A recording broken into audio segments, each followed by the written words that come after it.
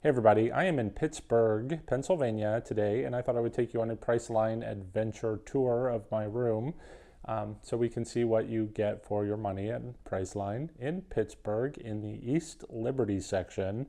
And I'm not exactly sure where that is in relation to like everything good because I was only here for one night, so that's why I decided to book a Priceline room, take my chances, see what I'd get, and I'd show you whether that turned out to be nice or not. Now, I paid $78 for this room, that's before tax, and the regular nightly rate was going for $123. So it was a significant savings. And this is, oh, if I didn't mention it, I got the Hotel Indigo. And it is a pretty swanky looking hotel. I mean, it's got a nice little restaurant in the lobby. There's a valet. In fact, there is street parking, but I didn't want to take my chances parking on the street. You have to be out by 8 o'clock, and I didn't want to make sure I was up early to go out and feed the meter.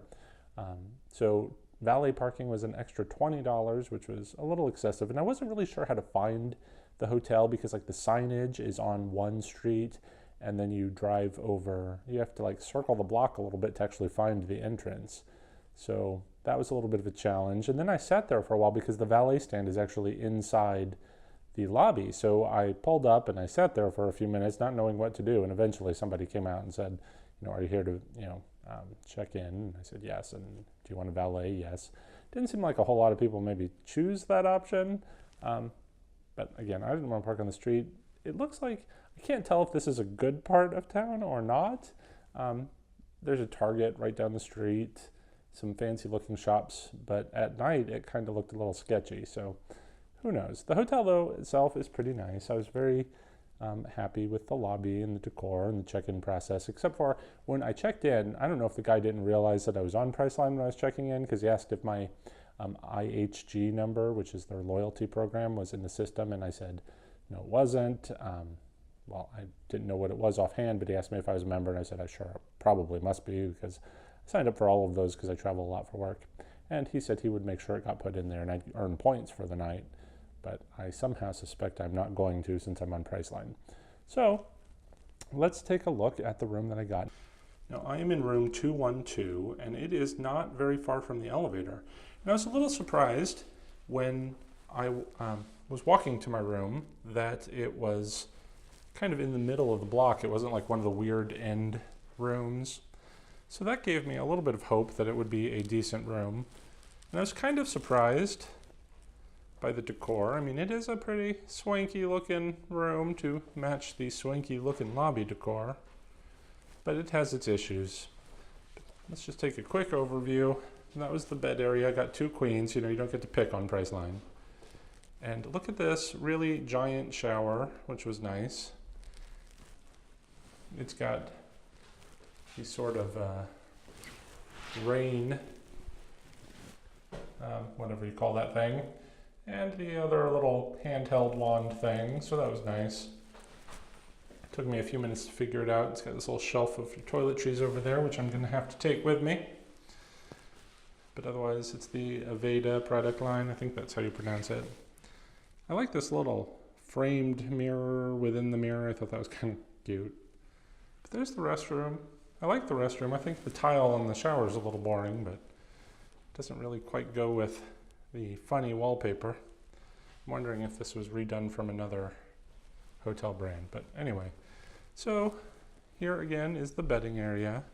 No complaints, except there are no outlets that you can easily access from the bed. I had to actually unplug the clock from behind the nightstand in order to plug in my telephone.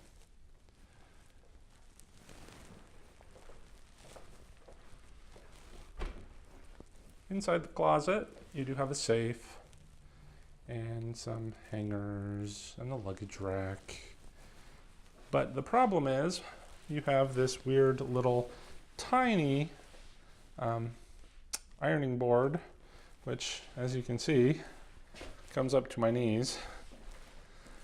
I think it extends somewhat, but I think mine was broken, so that was fun to iron my clothes this morning. There is a nice little coffee station. There were 2 bottles of water there. It doesn't indicate anywhere if they charge for those bottles of water, so I just drank them. Now, Last night was a fun experience. Well, the bed pillows, for one thing, are, I thought, incredibly uncomfortable. They're very stiff, so I could never get comfortable. I woke up several times to kind of shift around in the bed. But the bedding itself was nice and the mattress was good. The TV, however, did not work. It would get nothing but a no signal. And you know, I checked in real late. I wasn't going to bother calling the front desk about it. But the reason I really wanted the TV was because I found out why this is the Priceline room.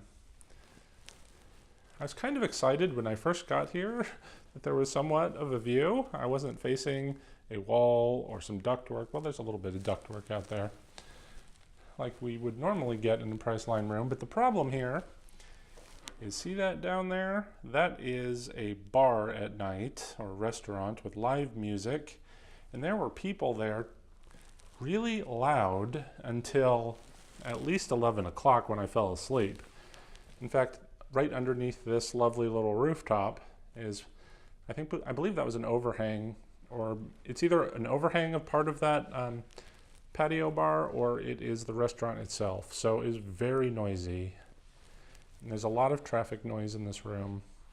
But clearly I see now why, again, this is the Priceline room, overlooking a little bit of roof with a wall next door and the loudness of the patio. So once again, kind of get screwed over with the Priceline room. Again, I understand that, you know, they don't want to give the best rooms out to the people paying the least money, but, you know, it's not going to encourage me to come back to their brand when I am not paying Priceline, because that is how they treat you. Nobody should have this room with so much noise so late at night. And obviously, if they're on Priceline, they're trying to get rid of their room, so they have excess supply. So why did they give me this one? Because they don't like Priceline. All right. That little lamp, which was kind of neat, took me a long time to figure out how to make it dim. Yeah, that was fun last night. Actually, I couldn't even figure out how to turn it on because it's got that little tiny little dimmer switch next to the switch. So you think it's just on and off, but it's not, it's dimmer. Anyway, you know, for 78 bucks, it came out to be, I think, $98 with tax. I think this was a good value, and I might stay here again. I'm gonna be here again in a week, but I'm probably not. It's kind of like, it's hard to get to here from my workplace. Traffic is horrendous. I probably wouldn't stay in this East Liberty area again. I'd explore a different part of Pittsburgh.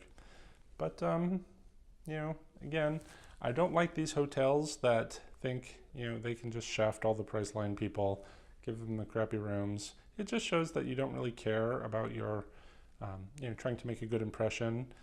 I mean, the guy at the front desk knew I was an IHG member. Of course, I don't think I've stayed here, but a couple of times in their brands. I prefer other brands that have a better loyalty program. But, you know, being that I am part of their loyalty program and I'm likely to maybe stay here again, you'd think that they might want to do a better job trying to impress me to come back, but I'm probably not going to. So that's it for this trip. Again, like I said, I'll be in Pittsburgh again in a week. We'll check out maybe some more Priceline hotels. So until then, everyone, have a good night.